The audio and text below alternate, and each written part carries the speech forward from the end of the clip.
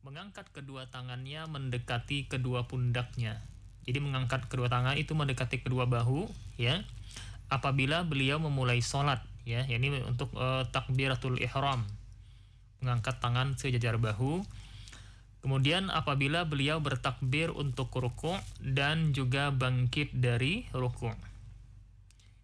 Dalam hadis muttafaqun alaih dijelaskan beliau mengangkat sejajar dengan kedua bahunya, mengangkat kedua tangan, ya, sejajar kedua bahu ketika takbiratul ihram, ketika mau ruku' dan ketika bangkit dari ruku'.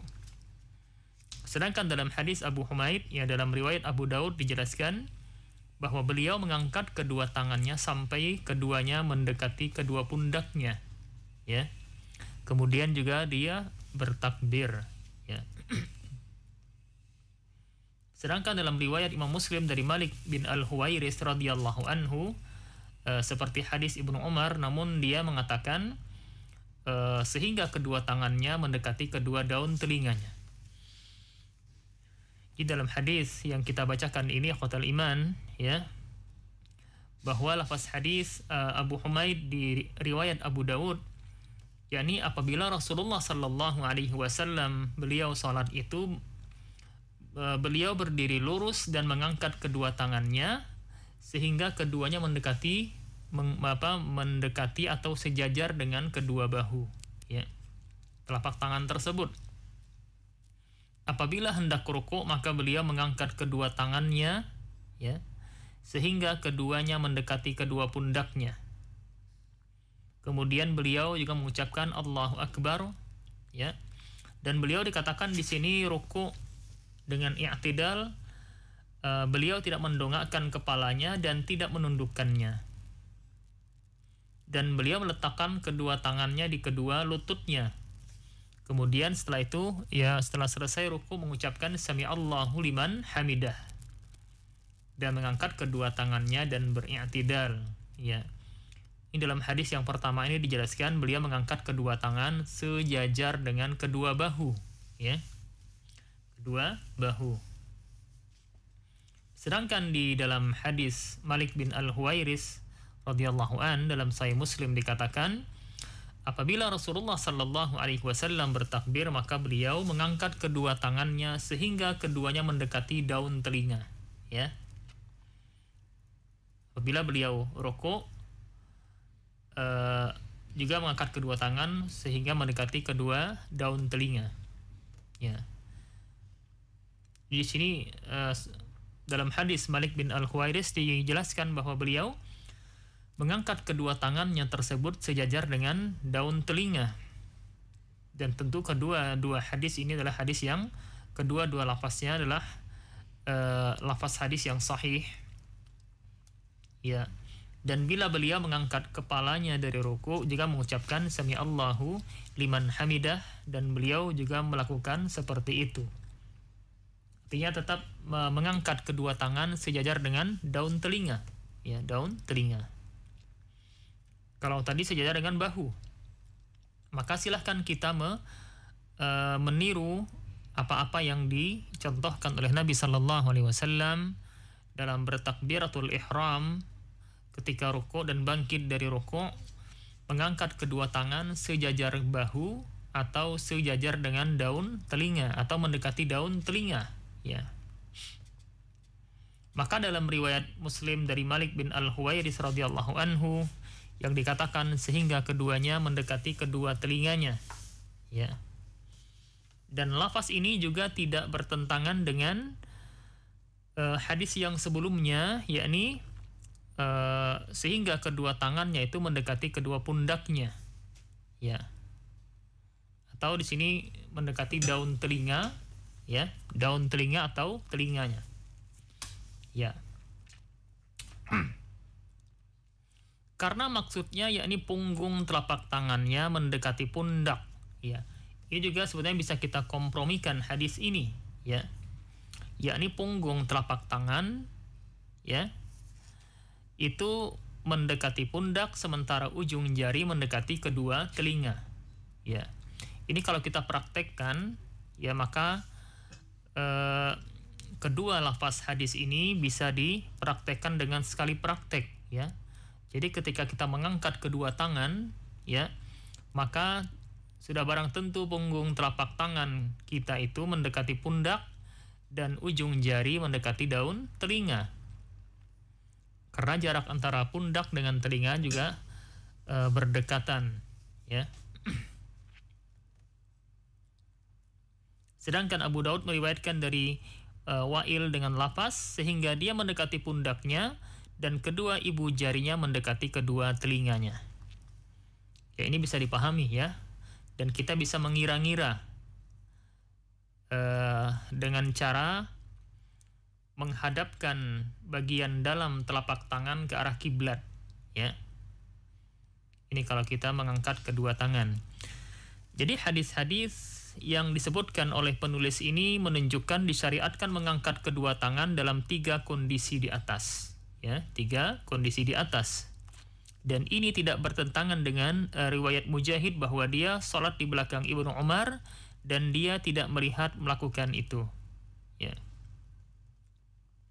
Dan tidak pula dengan riwayat Abu Daud dari Ibnu Mas'ud radhiyallahu an bahwa dia melihat Nabi Shallallahu Alaihi Wasallam mengangkat tangannya di waktu memulai salat kemudian tidak mengulanginya, ya.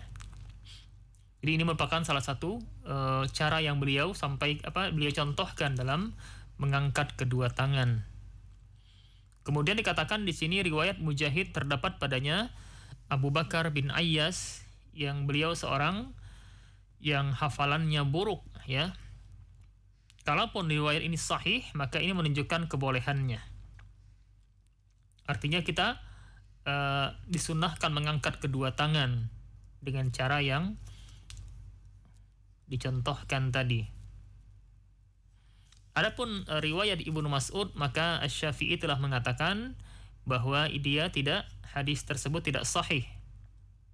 Dan juga Abu Daud mengatakan tidak sahih. Yang mana riwayat tersebut didhaifkan oleh Ahmad dan syekhnya Yahya bin Adam. Begitu pula dia didhaifkan oleh Ibnul Mubarak dan Ibnu Abi Hatim mengatakan bahwa hadis ini khata, ini salah. Kalaupun riwayat Ibnu Mas'ud ini sahih, maka hadis Ibnu Umar dalam riwayat muttafaqun alaih tetap harus didahulukan karena dia menetapkan dan riwayat Ibnu Umar meniadakan. Jadi dalam perkara ibadah yang berasal dari hadis fi'liyah atau hadis perbuatan yang bisa dilihat, maka penetapan lebih didahulukan dibandingkan peniadaan. Ya, karena seseorang perawi itu bisa melihat dari gerakan Nabi atau para sahabat, makanya dia menetapkan, ya. Itu lebih didahulukan dibandingkan meniadakan. Ya. Karena yang meniadakan boleh jadi dia tidak melihat, ya, perbuatan Nabi atau sahabat. Ini dijelaskan dalam kaidah ini, menetapkan didahulukan daripada menafikan. Dan juga Al-Bukhari telah menukil dari Al-Hasan dan Sayyid bin Hilal bahwa para sahabat melakukan itu. Dan Al-Bukhari mengatakan Al-Hasan tidak mengecualikannya, yakni dari sahabat. Ya, ini merupakan salah satu sunnah yang kita juga dianjurkan, ya, untuk mencontohnya. Kemudian juga Al-Bukhari telah meriwayatkan dari Ibnu Umar bahwa apabila dia memulai salat dan bertakbir dan mengangkat kedua tangannya, apabila dia ruku' mengangkat kedua tangannya, dan juga bila mengucapkan Sami Allahu liman hamidah, maka juga dia mengangkat kedua tangannya. Dan yang keempat, apabila dia berdiri dari 2 rakaat, artinya bangkit dari tasyahud awal ke rakaat yang ketiga, ya, itu dia juga mengangkat kedua tangannya, ya. Dan juga Ibnu Umar menisbatkannya kepada Nabi Sallallahu Alaihi Wasallam, dan juga dikatakan Al-Bukhari, ya, diriwayatkan oleh Hammad bin Salamah dari Ayyub dari Nafi dan dari Ibnu Umar dari Nabi sallallahu alaihi wasallam. Jadi di sini ikhwatal iman rahimani wa rahimakumullah, berkaitan dengan anjuran mengangkat kedua tangan ini ya, pada waktu takbiratul ihram, pada waktu ruku', bangkit dari ruku', dan juga pada waktu bangkit dari tahiyat awal. Ya, ada 4 keadaan kita disunnahkan sekali mengangkat kedua tangan di dalam salat. Kita bisa mengingatnya dengan baik karena itu rutinitas ya harian kita ya. Ketika takbiratul ihram pertama kali, kemudian ketika akan ruku', ketika bangkit dari ruku', dan ketika bangkit dari tahiyat awal ke rakaat yang ketiga. Itu tempat-tempat mengangkat kedua tangan dengan cara sejajar dengan bahu, dengan ujung jari mendekati kedua telinga. Kemudian juga di sini pada hadis yang ke-8, wa an Wa'il ibn Hujr radhiyallahu anhu qala shallaitu ma'an nabi sallallahu alaihi wasallam fa wada'a yadahu al-yumna 'ala yadihi al-yusra 'ala sadrihi, akhrajahu Ibnu Khuzaimah wa shahhaha. Diriwayatkan dari Wa'il bin Hujr radhiyallahu anhu, dia mengatakan, aku sholat bersama Nabi sallallahu alaihi wasallam dan beliau meletakkan tangan kanannya di atas tangan kirinya di atas dadanya. Ya. Ini hadis diriwayatkan oleh Ibnu Khuzaimah dan dia mensahihkan hadis tersebut.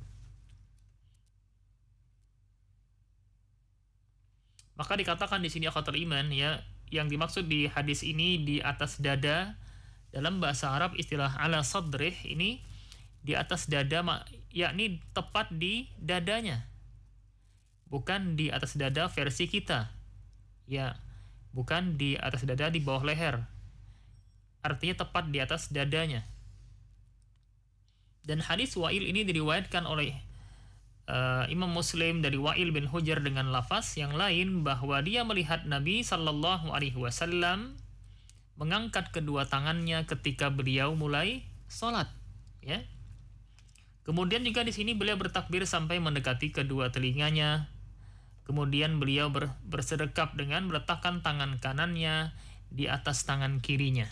Ya, ini bersedekap. Ketika beliau hendak rukuk, maka beliau mengeluarkan kedua tangannya dari bajunya, kemudian mengangkat keduanya, kemudian bertakbir, lalu beliau rukuk. Dan ketika beliau membaca Sami Allahu liman hamidah, beliau juga mengangkat kedua tangannya, dan ketika beliau sujud di antara kedua telapak tangannya. Ya. Dan juga Al-Bukhari meriwayatkan dari Abu Hazim dari Sahal bin Sa'ad, dia mengatakan bahwa orang-orang diperintahkan untuk meletakkan tangan kanannya di atas tangan kirinya di dalam salat. Ya, ini dengan cara bersedekap. Dan juga Abu Hazim mengatakan di sini, saya tidak mengetahui kecuali dia menisbatkan itu kepada Nabi sallallahu alaihi wasallam. Maka di sini akhwatul iman disyariatkan meletakkan tangan kanan di atas tangan kiri di dalam salat. Itu kita letakkan di dada kita, menempel di dada, ya. Walaupun terkadang sebagian ada yang meletakkannya sedikit di bawah dada, ya, atau di bawahnya lagi. Namun tentu di sini ketika ada hadis yang sahih yang menjelaskan hal tersebut, tentu kita mengikutinya. Ya. Ini tata cara bersedekap di dalam salat yang dicontohkan oleh Nabi sallallahu alaihi wasallam. Kemudian juga akhwatul iman rahimani wa rahimakumullah, kita meneruskan pada hadis yang ke-9 dalam bab ini. Wa an Ubadah ibn Samit radhiyallahu an qala Rasulullah sallallahu alaihi wasallam la salata liman lam yaqra bi ummil Qur'an, muttafaqun alaih. Wa fi riwayati Ibn Hibban wa Daruqutni la tujzi'u salatun la yuqra'u fiha bi fatihatil kitab. Wa fi riwayatin ukhra yakni Ahmad, Abu Dawud, At-Tirmidzi wa Ibnu Hibban, la'allakum taqra'una khalfa imamikum. Qulna na'am. Qala la taf'alu illa bi Fatihatil kitab fa innahu la salata liman lam yaqra' biha. Ya. Ini hadis dari riwayat Ubadah bin As-Samit radhiyallahu anhu. Dia mengatakan bahwa Rasulullah sallallahu alaihi wasallam bersabda, tidak sah salat bagi orang yang tidak membaca Ummul Quran. Ya, ini hadis muttafaqun alaih. Ya, tidak sah ketika tidak membaca Ummul Quran atau Al-Fatihah. Sedangkan dalam riwayat Ibnu Hibban dan juga Ad-Daruqutni dijelaskan di sini, yakni salat yang tidak dibacanya, salat yang tidak dibaca padanya Al-Fatihah maka tidak sah, ya. Tidak sah salatnya. Sedangkan dalam riwayat yang lain dari Ahmad, Abu Dawud, At-Tirmidzi, Ibnu Hibban, ya dikatakan Nabi, kata beliau, mungkin kalian membaca di belakang imam kalian. Maka kami, yakni para sahabat, menjawab iya.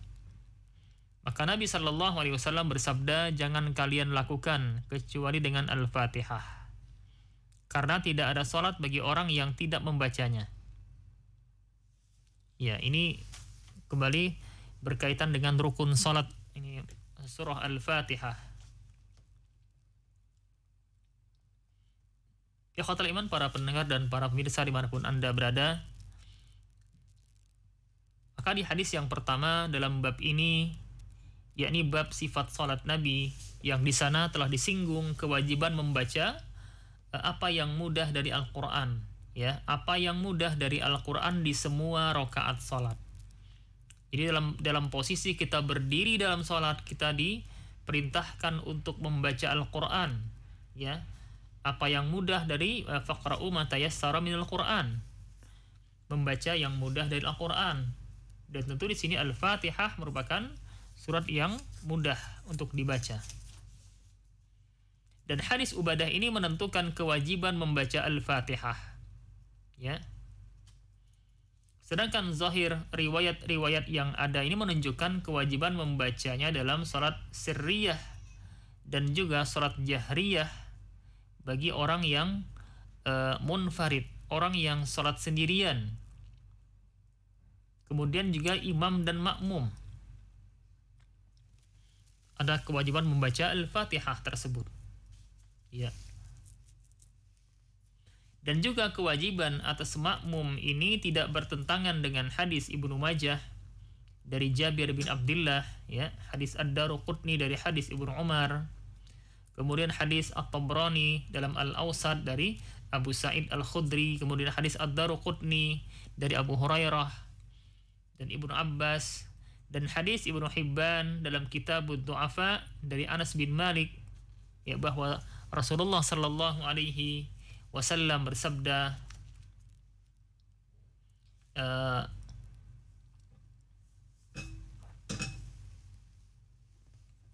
barang siapa yang sholat di belakang imam, maka bacaan imam ialah bacaan bagi makmum tersebut, ya.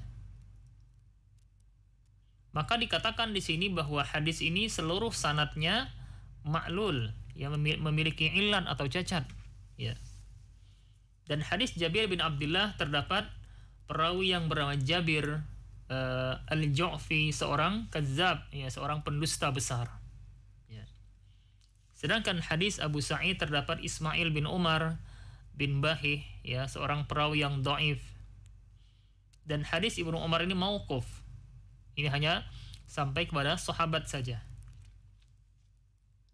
Kemudian dari hadis Ad-Daruqutni mengatakan, diangkatnya hadis ini kepada Nabi sallallahu alaihi wasallam adalah kekeliruan, kata beliau. Sedangkan hadis Ibnu Abbas merupakan hadis yang mungkar, ya. Hadis dengan lafaz bacaan imam mencukupi bacaan makmum. Dan Ad-Daruqutni mengatakan bahwa hadis Abu Hurairah tidak sahih dari Suhail dan Muhammad bin Abbad, seorang perawi yang dhaif yang meriwayatkannya dengan sendirian. Dan hadis Anas bin Malik ini terdapat seorang rawi yang bernama Ghunaim bin Salim seorang rawi yang bermasalah, ya, seperti yang dikatakan oleh Ibnu Hibban. Jadi hadis yang ma'lul ini tidak mampu untuk menandingi hadis Ubadah bin As-Samit yang telah disepakati kesahihannya. Artinya hadis Ubadah bin As-Samit ini hadis muttafaqun alaih, ya, Bukhari Muslim yang meriwayatkan, yakni lafaz la salata liman lam yaqra bi ummil Quran. Tidak sah salat bagi orang yang tidak membaca ummul Quran atau Al-Fatihah. Ini merupakan kewajiban yang mutlak Al-Fatihah dalam salat.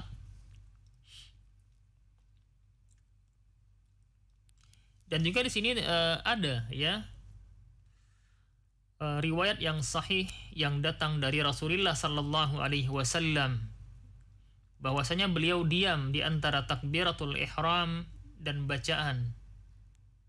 Beliau juga diam setelah membaca Al-Fatihah seperti diamnya yang pertama sebelum membaca surah Al-Fatihah. Jadi ada diam sejenak sebelum Al-Fatihah dan setelah Al-Fatihah. Beliau juga diam sebelum rukuk sesudah membaca surah. Ya, dan juga telah diketahui bahwa diamnya Nabi sallallahu alaihi wasallam di antara takbiratul ihram dan membaca Al-Fatihah adalah untuk membaca doa iftitah. Ya, dikarenakan diam di sana merupakan waktu untuk membaca doa iftitah sebelum Al-Fatihah. Sementara tidak ada doa pada waktu diam di antara bacaan Al-Fatihah dan surah. Ya. Jadi diamnya ini agar supaya makmum membaca Al-Fatihah. Lebih-lebih membaca Al-Fatihah memerlukan waktu seperti waktu yang dibutuhkan untuk doa iftitah. Ya. Jadi jangan dikira bahwa makmum membaca Al-Fatihah di belakang imam itu bertentangan dengan firman Allah Ta'ala. Dikatakan dalam syarah hadis ini, jangan dikira kalau makmum membaca Al-Fatihah yang dikatakan bertentangan dengan ayat wa iza quri'al Qur'anu fastami'u lahu wa ansitu la'allakum turhamun. Dan apabila dibacakan Al-Quran maka dengarkan baik-baik dan perhatikan dengan tenang. Karena mendengarkan itu hukumnya wajib, sementara makmum membaca Al-Fatihah pada waktu imam itu diam. Ya. Maka kewajiban membaca Al-Fatihah ini merupakan kewajiban di dalam sholat. Bahkan ini masuk ke dalam rukun sholat. Jadi di sini adanya Nabi Shallallahu Alaihi Wasallam diam sebelum Al-Fatihah dipergunakan untuk membaca doa iftitah. Kemudian beliau juga diam sejenak untuk mempersilahkan makmum membaca Al-Fatihah sebelum beliau membaca surah.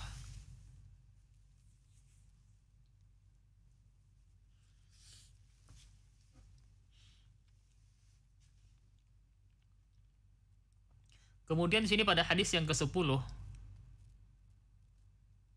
wa an Anasin radhiyallahu anhu anna an-nabiyya sallallahu alaihi wasallam wa Abu Bakar wa Umar kanu yaftatihuna as-salata bilhamdilillahi rabbil alamin muttafaqun alaih. Wa zada Muslim la yazkuruna bismillahirrahmanirrahim fi awwalil qira'ah wala fi akhiriha. Wa fi riwayati Ahmad wan Nasa'i wa fi riwayat Ahmad wan Nasa'i wa Ibnu Khuzaimah la yajharuna bi bismillahirrahmanirrahim. Ya. Wa fi riwayat Ibnu Khuzaimah ukhra kanu yusirrun. Ya. Ini dari hadis Anas bin Malik radhiyallahu an, bahwasanya Nabi sallallahu alaihi wasallam, Abu Bakar dan Umar radhiyallahu anhuma, mereka membuka salat dengan bacaan alhamdulillahi rabbil alamin. Ya. Jadi yang kedengaran dalam bacaan jahar mereka dalam Al-Fatihah tersebut ialah alhamdulillahi rabbil alamin. Ya. Ini hadis muttafaqun alaih. Dan Imam Muslim menambahkan mereka tidak menyebut Bismillahirrahmanirrahim di awal bacaan dan di akhirnya. Ya. Sedangkan dalam riwayat Ahmad, An-Nasa'i, Ibnu Khuzaimah dikatakan bahwa mereka tidak mengeraskan bacaan Bismillahirrahmanirrahim. Sedangkan dalam riwayat Ibnu Khuzaimah yang lain dikatakan yakni mereka memelankan, yakni memelankan bacaan Bismillahirrahmanirrahim. Jadi yang kedengaran oleh mereka dengan jahar yang pertama ialah bacaan Alhamdulillahirabbil alamin, ya. Adapun bacaan Bismillahirrahmanirrahim tidak kedengaran, atau dalam artian mereka memelankan bacaan Bismillah tersebut. Maka berdasarkan hadis ini terkandung pengertian, yakni penafian atau peniadaan yang ada dalam riwayat Muslim yang mana bertentangan dengan yang menyatakannya ma'lul.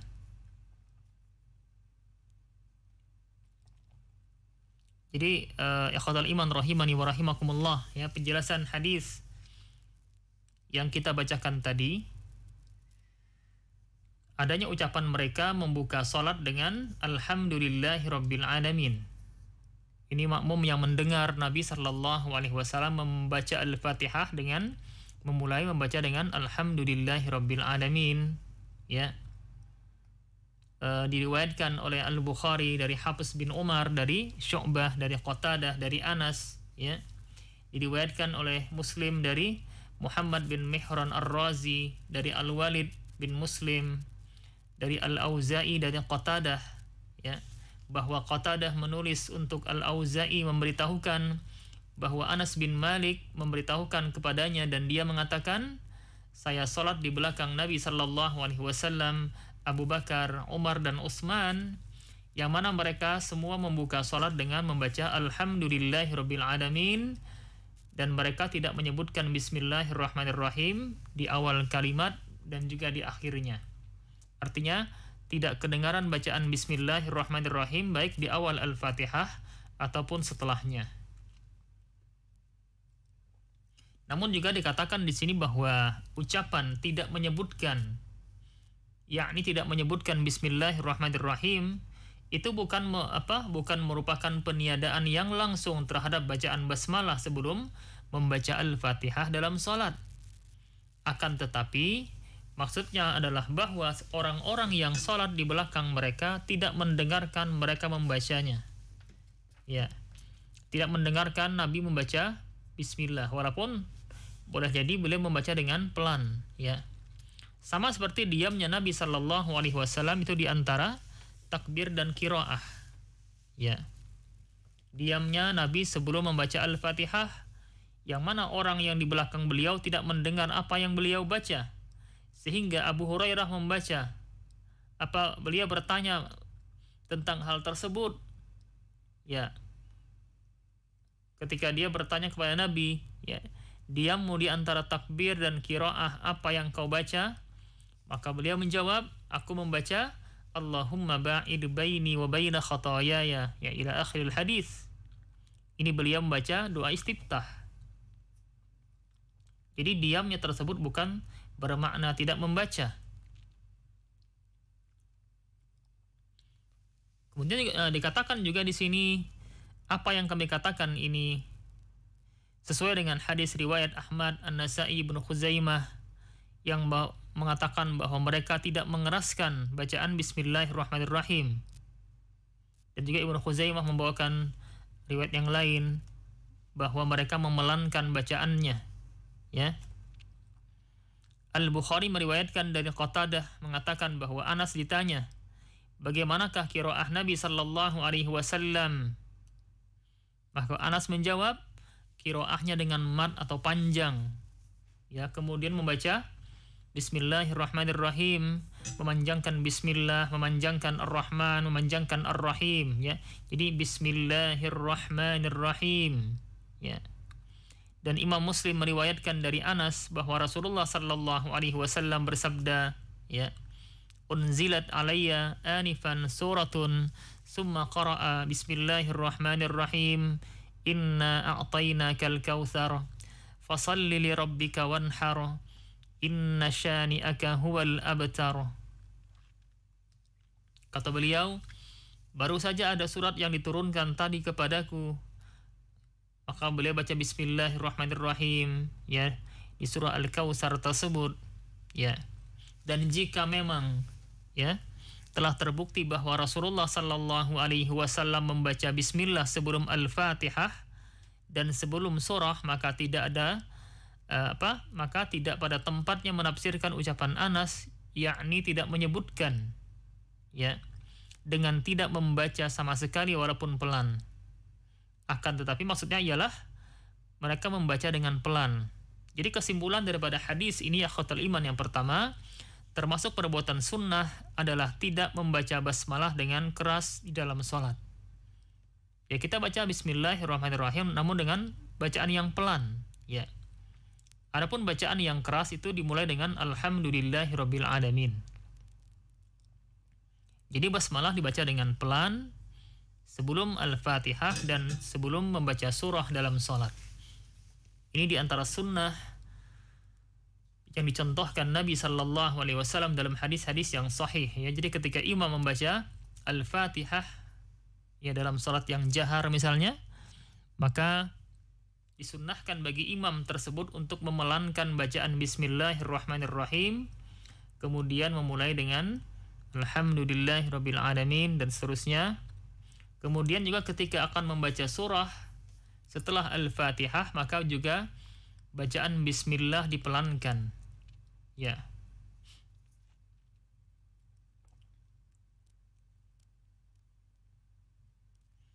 Kemudian juga di sini ada hadis yang lain, ya.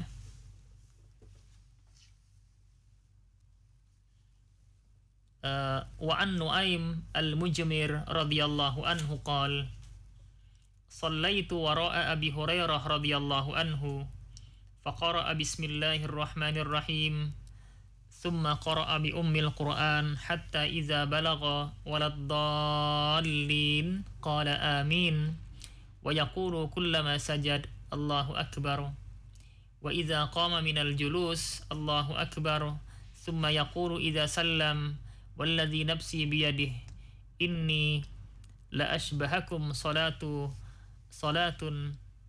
inni la asbahakum salatan bi Rasulillah sallallahu alaihi wasallam akhrajahu an-Nasa'i wa Ibnu Khuzaimah.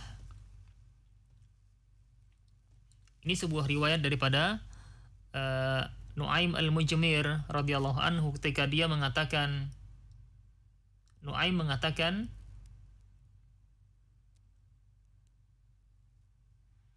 saya salat di belakang Abu Hurairah radhiyallahu an, lalu dia membaca Bismillahirrahmanirrahim, kemudian membaca Ummul Quran, ya Al-Fatihah sampai waladdallin, dan dia mengucapkan amin, ya. Kemudian mengucapkan Allahu Akbar setiap kali sujud dan apabila dia bangkit dari rukuk, bangkit dari duduk, ya.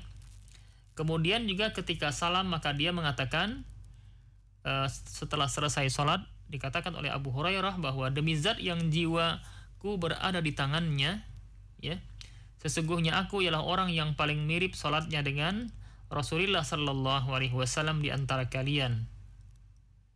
Hadis ini diriwayatkan oleh An-Nasa'i dan Ibnu Khuzaimah.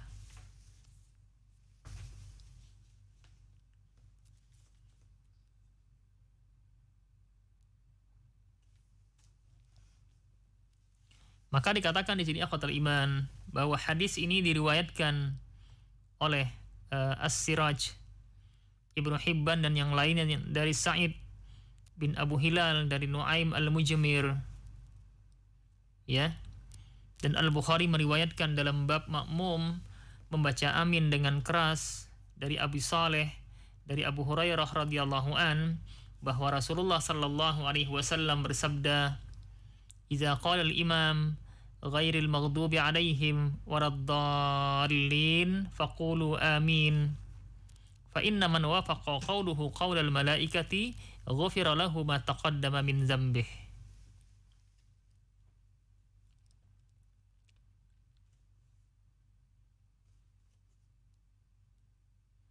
Dikatakan oleh Nabi, apabila imam membaca ghairil maghdubi alaihim waladdallin, maka ucapkanlah amin. Karena barang siapa yang ucapan amin tersebut sesuai dengan ucapan para malaikat, maka diampuni dosa-dosanya yang telah berlalu. Maka di sini kemudian Al-Bukhari mengatakan riwayat ini dikuatkan oleh riwayat Muhammad bin Amr dari Abi Salamah dan dari Abu Hurairah radhiyallahu an dari Nabi sallallahu alaihi wasallam, ya. Dan Naim Al-Mujmir dari Abu Hurairah.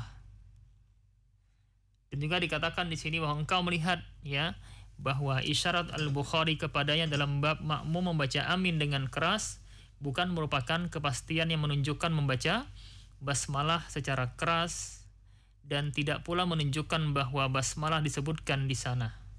Ya. Dan ada beberapa rawi yang meriwayatkan selain Nuaim dari Abu Hurairah tanpa menyebutkan basmalah. Ya. Dan juga dikatakan oleh Ad-Daruqutni di sini bahwa tidak ada hadis yang sahih dalam masalah mengeraskan bacaan bismillah tadi. Jadi bacaan bismillahirrahmanirrahim sebelum Al-Fatihah tetap kita baca dengan bacaan yang pelan, ya. Sebelum kita membaca Al-Fatihah. Kemudian hadis yang berikutnya, wa an Abi Hurairah radhiyallahu an qala Rasulullah sallallahu alaihi wasallam idza qara'tumul Fatihah faqra'u bismillahirrahmanirrahim fa innaha ihda ayatiha. Akhrajahu Ad-Daruqutni saddaqahu bihadisin mauquf. Ini hadis Abu Hurairah, ya, dari Nabi sallallahu alaihi wasallam yang bersabda, apabila kalian membaca Al-Fatihah maka bacalah bismillahirrahmanirrahim karena dia merupakan salah satu ayatnya. Hadis ini diriwayatkan oleh Ad-Daruqutni dan dia membenarkannya sebagai hadis yang mauquf, ya.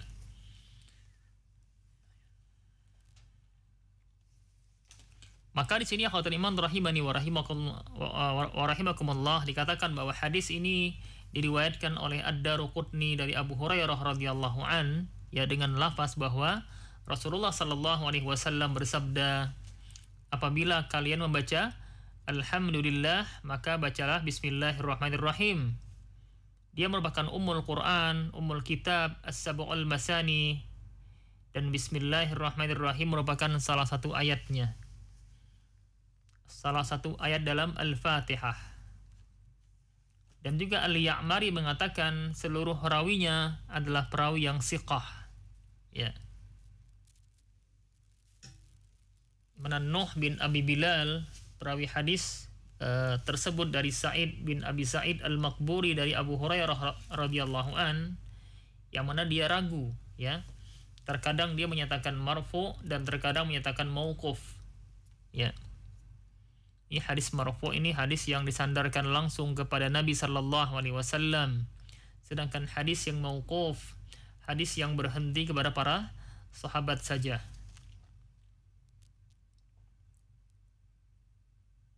Dan banyak imam hadis yang menyatakan bahwa yang benar ya hadis ini mauquf, ya. Ibnu Al-Qattan menyatakan bahwa kebimbangan Nuh bin Abi Bilal merupakan, ya, illatnya hadis ini. Apapun hadis ini tidak menunjukkan membaca basmalah dengan keras atau pelan, yang dia hanya memerintahkan untuk membacanya secara mutlak. Dan membacanya disebutkan dalam hadis yang sahih. Jadi hadis yang pertama yang kita bacakan tadi tetap disunnahkan membaca bismillahirrahmanirrahim namun dengan suara yang pelan, ya. Ini bagi seorang imam sehingga ini bisa menumbuhkan atau menimbulkan keyakinan kita untuk bisa mengamalkan sunnah ini, yakni membaca bismillah dengan suara pelan, kemudian membaca alhamdulillahirabbil alamin dengan suara yang nyaring. Kemudian pada hadis yang ke-13, Wa an Abi Hurairah radhiyallahu anhu qala kana Rasulullah sallallahu alaihi wasallam idza faragha min qiraati ummil Qur'an rafa'a sautahu wa qala amin. Ya. Akhrajahu ad-Darqutni wa hassanah wa sahahahu al-Hakim. Ya, wa Abi Daud wa Tirmizi. Yang mana nih hadis yang dari hadis Abu Hurairah radhiyallahu an, ya, dia mengatakan apabila Rasulullah sallallahu alaihi wasallam selesai membaca Ummul Quran atau Al-Fatihah, maka beliau mengangkat suaranya dan mengatakan amin. Ya. Diriwayatkan oleh Ad-Darqutni dan dia menghasankan hadis tersebut. Al-Hakim mensahihkannya dan Abu Daud dan juga At-Tirmizi mempunyai riwayat yang senada dari hadis Wa'il bin Hujr tadi. Ya.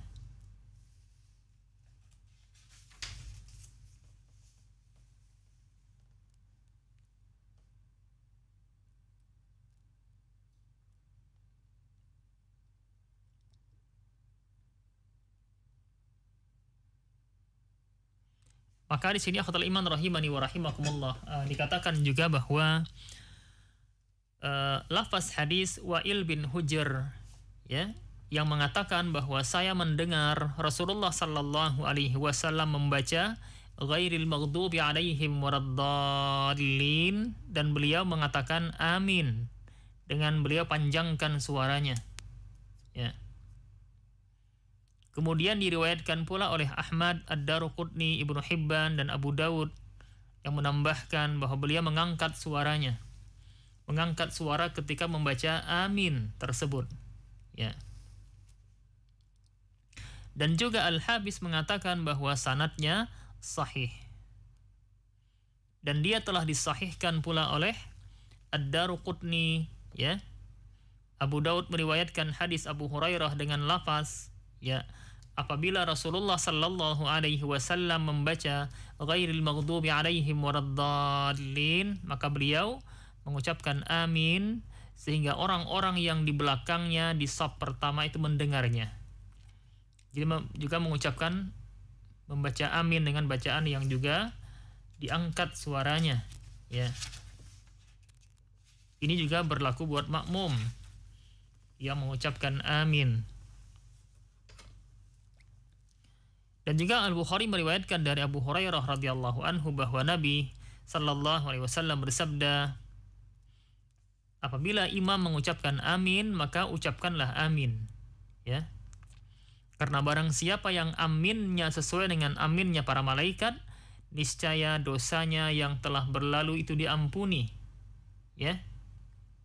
Maka juga dikatakan di sini oleh Ibnu Syihab bahwa Rasulullah sallallahu alaihi wasallam mengucapkan amin. Jadi seorang imam juga mengucapkan amin setelah membaca Al-Fatihah.